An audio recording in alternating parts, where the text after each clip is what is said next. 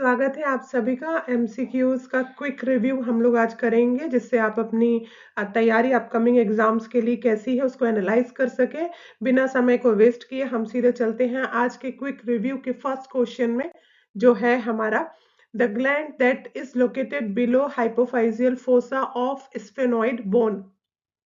Option ध्यान से पढ़ें। Adrenal gland, thyroid gland, pituitary gland, thymus. सही जवाब दीजिए। इसका सही जवाब जाएगा the gland that is located below hypophyseal fossa of sphenoid bone is pituitary gland. Question number 2, the effect of anti diuretic hormone is. ADH का effect क्या होगा? Oliguria, anuria, increase urine output, decrease urine output. ADH anti diuretic hormone. सही जवाब जाएगा decrease urine output.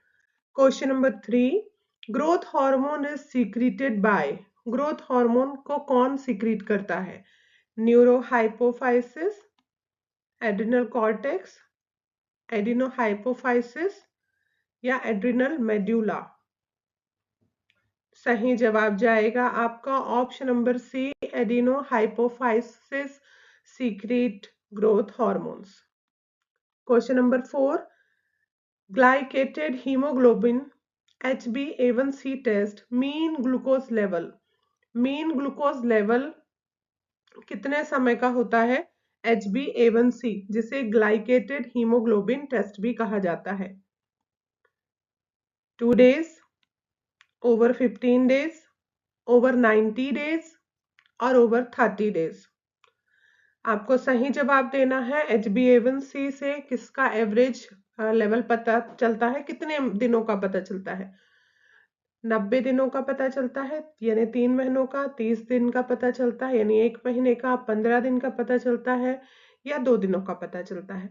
सही जवाब जाएगा इसका option number C, over 90 days का HbA1c आप पता कर सकते हैं। Question number 5, in normal person the percentage of glycosylated haemoglobin कितना होगा? HbA1c का जो नॉर्मल परसेंटेज आएगा वो कितना आएगा?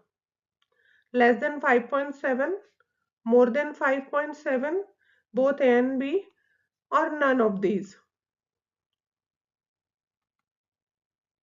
इसका सही जवाब आएगा नॉर्मल पर्सन में जो परसेंटेज होगा ग्लाइकोसाइलेटेड हीमोग्लोबिन का less than 5.7। Next question number 6, the hyper secretion of growth hormones lead to. यदि ग्रोथ हार्मोन जरूरत से ज्यादा सीक्रेट होगा तो उससे क्या देखने को मिलेगा? Cretinism, myxoedema, acromegaly, Graves disease. इसका सही जवाब जाएगा acromegaly. Hyper secretion of growth hormone leads to acromegaly. Question number 7, the hypofunction of the anterior pituitary gland that rarely affects the posterior lobe leading to Graves disease, Simon's disease, Froehlich's disease, Levi syndrome। Hypofunction anterior pituitary gland का होगा तो कौन सा posterior lobe जो है वो क्या lead करेगा, कौन सा डिजीज को लीड करेगा? तो इसका ऑप्शन जाएगा option number b, Simmonds disease. Question number 8, under production of thyroxine leads to. यदि थायरॉक्सिन कम प्रोड्यूस होगा तो उससे क्या होगा? Myxoedema, Graves disease, Cushing disease, acromegaly. Under production of thyroxine leads to myxoedema. यदि कम थायरॉक्सिन रिलीज होगा तो वो मिक्सेडिमा की कंडीशन को लीड करेगा। Question number 9, exophthalmos of eyes is a characteristic signs of. Exophthalmos eyes का किस में दिखाई देगा? ग्रेव्स डिजीज में, कशिंग डिजीज में, मिक्सेडिमा में या क्रिएटिनिज्म में? किस में आपको एक्सपोथैलेमस आइज का दिखाई देगा? इसका सही जवाब जाएगा आपका Graves disease. Question number 10, secretion of parathyroid hormone is stimulated by, parathyroid जो हार्मोन है वो सिक्रीट होता है, उसे कौन स्टिमुलेट करता है? Hypokalaemia, hypercalcaemia, hyperkalaemia, hypocalcaemia. इसका ऑप्शन जाएगा option number d, hypocalcaemia. Question number 11, the causes of hypoparathyroidism includes except, कौन सी कंडीशन है जो हाइपोपैराथायरॉयडिज्म को नहीं करेगी? Damage of glands during thyroidectomy, congenital anomaly of the gland, fractured base of skull, development of antibodies of parathyroid cells। इसमें आपको बताना है कि कौन सी परिस्थिति में हाइपोपैराथायरॉयडिज्म नहीं होगा। सारे ऑप्शंस को ध्यान में पढ़ना है, क्विकली आपको रिव्यू करना है। इसका सही जवाब जाएगा option number C, fractured base of skull. एकमात्र ऐसी कंडीशन है जहां पर हाइपोपैराथायरॉयडिज्म नहीं होगा। बाकी जो तीनों ऑप्शन है आपका ए, बी और डी, इन कंडीशंस में हाइपोपैराथायरॉयडिज्म होगा। Option question number 12, which meal plan is best for the patient with reactive hypoglycaemia. यदि कोई मरीज हाइपोग्लाइसीमिया का है तो उसके लिए भोजन का किस प्रकार का भोजन, बेस्ट मील प्लान क्या होगा? Avoidance of fats and protein, small frequent meals, low fibre high carbohydrate diet, avoid fats complex carbohydrate and proteins. कौन सा बेस्ट सुटेबल मील प्लान्स होगा रिएक्टिव हाइपोग्लाइसीमिया के पेशेंट के लिए? सही जवाब जाएगा स्मॉल और फ्रीक्वेंट मील्स हाइपोग्लाइसीमिया के पेशेंट को देंगे। Question number 13, the most rapid absorption of insulin occurs, सबसे जल्दी इंसुलिन कहां पर एब्जॉर्ब होगा? शरीर के किस भाग में सबसे जल्दी एब्जॉर्प्शन होगा? Abdomen, arms, thigh, buttocks. इसका सही जवाब जाएगा option number A, insulin rapidly absorb होगा एब्डोमेन में। Question number 14, all of the following are the clinical manifestations of diabetes mellitus except, इनमें से जो जितने लक्षण दिए हुए हैं वो डायबिटीज मेलाइटिस में पाए जाएंगे किसी एक को छोड़कर। Glycosuria, hyperglycaemia, hypoglycaemia, polyuria. इनमें से कौन सा क्लिनिकल मैनिफेस्टेशंस है जो डायबिटीज मेलाइटिस में नहीं देखने को मिलेगा? इसका आंसर जाएगा option number c, hypoglycaemia diabetes mellitus में नहीं रहेगा। Rest of 3 answer will be clinical manifestation of diabetes mellitus. Question number 15, the complaints of insulin secretion is noticed in, insulin secretions कहां पर देखने को मिलेगा? Type 1 diabetes, type 2 diabetes, secondary diabetes और diabetes insipidus. Insulin secretion is noticed in type 1 diabetes. ध्यान रखिए, याद रखिए, insulin secretion is noticed in type 1 diabetes. Question number 16, SGLT2 inhibitors are the new groups of drugs used in treatment of, SGLT2 inhibitors कौन सा वो नया दवाइयों का समूह है जो किस बीमारी को ट्रीट करने के लिए यूज किया जाता है? Diabetes mellitus, dyslipidaemia, hyperthyroidism, chronic renal failure.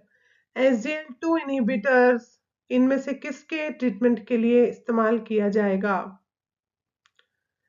SGLT2 inhibitors जो न्यू ग्रुप ऑफ ड्रग्स है डायबिटीज मेलाइटिस के ट्रीटमेंट के लिए यूज किया जाएगा। Question number 17, while preparing a patient for surgery who has diabetes mellitus, the nurse should be aware of which of the following potential surgical risk associated with this disease। Diabetes mellitus के patient को यदि कभी surgery की जरूरत पड़ती है, उसके किसी भाग में ऑपरेशन करना होता है, तो नर्स को किस बात में अवेयर रहना है? कौन सा पोटेंशियल सर्जिकल कॉम्प्लिकेशन या रिस्क हो सकती है डायबिटीज मेलाइटिस से जुड़ी हुई, जो आगे जाकर के किसी जोखिम में मरीज को डाल सकती है या कोई कॉम्प्लिकेशन उसे आ सकता है। पहला होगा Altered metabolism and excretion of drug होगा, फ्लूइड एंड इलेक्ट्रोलाइट इम्बैलेंस होगा, रेस्पिरेटरी डिप्रेशन फ्रॉम एनेस्थीसिया होगा, या पुअर वुंड हीलिंग होगी। तो आप सभी को इसका जवाब मालूम है कि कोई भी पेशेंट जिसको डायबिटीज होता है, यदि उसे सर्जरी होती है या उसे कहीं चोट भी लग जाती है, तो उसमें सबसे बड़ा रिस्क जो होता है डायबिटीज से, जो डायरेक्टली एसोसिएट करता है, वो है poor wound healing. Question number 18, which of the following hormone is called a stress hormone? कौन सा हार्मोन स्ट्रेस हार्मोन के नाम से जाना जाता है? आपको बताना है इसमें से कौन सा हार्मोन स्ट्रेस हार्मोन है। Calcitonin, vasopressin, cortisol, prolactin. Stress hormone cortisol को कहा जाता है। Question number 19, angiotensin 2 increases which of the following? Angiotensin 2 किसको बढ़ाएगा? वासोडाइलेशन, इनएडिएट secretion, vasoconstriction and aldosterone secretion, venous flow from the extremities, atrial flow from the extremities, flow of the extremities। इसमें से कौन सा एंजियोटेंसिन 2 इंक्रीज करने वाला है काम? इसका सही जवाब जाएगा एंजियोटेंसिन जो 2 है वो इंक्रीज कर देता है एल्डोस्टेरोन के सीक्रेशन को, और क्या करता है साथ में वासोकंस्ट्रिक्शंस भी करता है। तो option number b is related to angiotensin second increases vasoconstriction and the secretion of aldosterone. Next question, question number 20, moon phase with central obesity is noticed in। Moon phase यानी जो चेहरा है वो बहुत ज्यादा पफी रहेगा, एडिमेटस रहेगा, फूला हुआ रहेगा, और साथ साथ उसका जो पेट है और उसका जो चेस्ट वाला रीजन है, जो सेंटर रीजन है, हाथ पैरों को छोड़ करके चेहरा और जो बीच वाला जो भाग है, सेंटर वाला जो बॉडी पार्ट्स है, वहां पर आपको स्वेलिंग दिखाई देगी या ओबेसिटी दिखाई देगी। ये किस में दिखाई देती है, ये आपको यहाँ पर पहचानना है। एडिसन डिजीज में, कशिंग सिंड्रोम्स में, डाउन सिंड्रोम में, या टर्नर सिंड्रोम में? किस कंडीशन में, किस डिजीज में आपको मून फेस या सेंट्रल ओबेसिटी दिखाई देने वाली है? तो इसका सही जवाब जाता है कशिंग सिंड्रोम और क्वाशियोर्कर की कंडीशन में मून फेस और सेंट्रल ओबेसिटी, बीच में से जो बहुत ज्यादा ओबेसिटी दिखाई देगी, हाथ पैर पतले पतले दिखाई देंगे, कशिंग सिंड्रोम और क्वाशियोर्कर में ये चीजें आपको देखने को मिलेंगी। नेक्स्ट क्वेश्चन है question number 21, which of the following feature is not related to Cushing triad? इनमें से कौन सा फीचर है जो कि कशिंग ट्राइड से रिलेट नहीं करता है या उसका भाग नहीं है? Increase systolic blood pressure, hypothermia, bradycardia, widening pulse pressure. इनमें से आपको पहचानना है कि कशिंग ट्राइड्स के अंदर में कौन सा फीचर नहीं आता है। इसका सही जवाब जाएगा आपका हाइपोथर्मिया, कि कशिंग ट्राइड के अंदर systolic blood pressure will be elevated, bradycardia will be there, widening pulse pressure will be there, लेकिन वहां हाइपोथर्मिया नहीं है। ठीक है, तो हमारे क्विक रिव्यू के आज के सारे क्वेश्चंस आपने देखे। आप हमारे चैनल को लाइक करें, सब्सक्राइब करें और शेयर करें और कमेंट्स भी करें, और हमारे चैनल से जुड़े रहें, क्योंकि हमारे जो भी क्वेश्चंस हम आपके सामने लेकर आ रहे हैं, डेफिनेटली वही क्वेश्चंस है जो प्रीवियस एग्जाम्स में स्टेट और सेंट्रल लेवल पे पूछे जा चुके हैं। इससे आप अपनी तैयारी को एक मजबूत आयाम दे सकते हैं, और हमारा प्रयास रहेगा कि हम नए क्वेश्चंस को क्विकली आप लोगों के सामने लेकर आए, ताकि आप अपने आप को सेल्फ इवैल्यूएशन कर सकें। चैनल से जुड़े रहें, अपनी तैयारी को और ज्यादा मजबूत मजबूत रखें, ताकि सफलता आपको एक दिन जरूर मिले। Thank you.